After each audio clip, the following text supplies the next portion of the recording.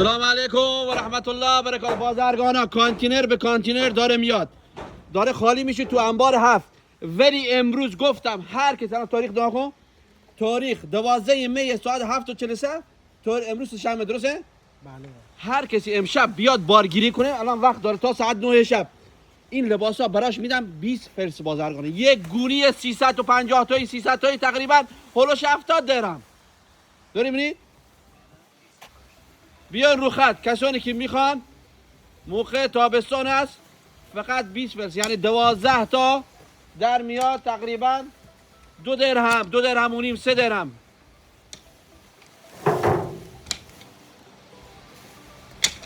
حدودی گفتم من برای شما 20 فرس، زیاد 25 فرس بازرگانان، درسته؟ یک گونیش فقط 75 درهم. من شمارش کردم، شاید بالای 300 تا دونه داخلش بود. کسانی که میخوان ان شاءالله بیان همین امشب ها. اگه فردا زنگ زدی که شاید بیشتر باشه. یالا همین امشب بکنی بگو این بار عامر مال من. برای شما فقط 20 فرس. یالا موفق و مد باشین ان شاءالله.